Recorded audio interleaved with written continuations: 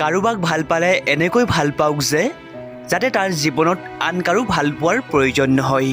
প্ৰকৃত ভাল পোৱা হৈছে সেইটো য'ত খং কৰিবলৈ বেছি সময় নালাগে আৰু খং কমিবলৈও বেছি সময় নালাগে। তুমি মোৰ অন্তৰৰ এনে ঠাইত আছা যে তুমি হাজাৰটা কষ্ট দিলেও মই তোমাক কোনো দিনেই পাহৰি যাব নোৱাৰোঁ। এই দুনিয়াৰ কাৰণে তুমি কেৱল এটা মানুহ, কিন্তু মোৰ কাৰণে তুমিয়েই মোৰ দুনিয়া। মই তোমাৰ পৰা ডাঙৰ ডাঙৰ উপহাৰ নিবিচাৰোঁ, তুমি কেৱল মোৰ হৈ যোৱা, মই কেৱল এইটোৱেই বিচাৰোঁ। মানুহে তাৰ লগতহে খং অভিমান কৰে যাক সি মনৰ পৰাই ভাল পায়। জীৱনত কাৰোবাক পোৱাটো ডাঙৰ কথা নহয়, কিন্তু যাক পাইছে তাৰ লগত জীৱনৰ শেষ পৰ্যন্ত থকাটোহে ডাঙৰ কথা। কিবা হেৰাই গ'লে যিমান কষ্ট হয় তাতকৈ বেছি কষ্ট হয় কোনোবা সলনি হ'লে। মান অভিমান ৰাগ খং কাজিয়া সকলোৰে লগত কৰা নাযায়, এইবোৰ কৰিবলৈও অধিকাৰ লাগে। ভুল মোৰেই আছিল যে তোমাৰ লগত থকা সপোনটো অকলে মইহে দেখিছিলোঁ।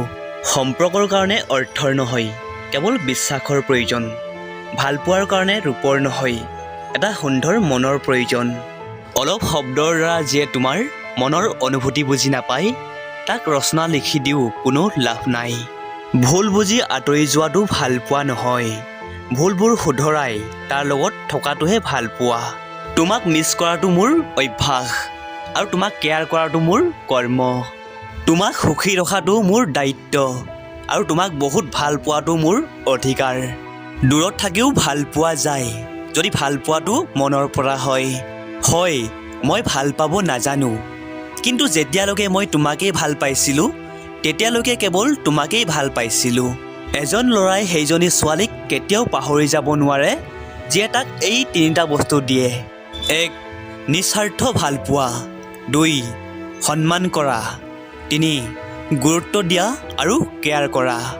যিয়ে নিজৰ ভুল স্বীকাৰ কৰে তেওঁ কেতিয়াও সৰু হৈ নাযায়, বৰঞ্চ তেওঁৰ সন্মান আৰু বেছি বাঢ়িহে যায়। লিখিবলৈ গ'লেতো বানান ভুল হ'বই, সেই বুলি কি তুমি নিলিখাকে থাকিবা? ঠিক তেনেদৰে সম্পৰ্কৰ মাজতো ভুল বুজাবুজি অৱশ্যই হ'ব, সেই বুলি সম্পৰ্কত থকা মানুহৰ হাত এৰি নিদিবা। কেৱল চলি থকাটোৱেই জীৱন নহয়, সপোন আৰু আশা থকাটো দৰকাৰ। যিটো বিচাৰোঁ সেইটো পোৱা নাযায় আৰু যাক পাইছোঁ তাকো অৱহেলা কৰোঁ, এইটোৱেই বাস্তৱ। মানুহে যদি তাৰ যোগ্যতকৈ বেছি পায় তেতিয়া মানুহৰ ব্যৱহাৰ জন্তুৰ দৰে হয়।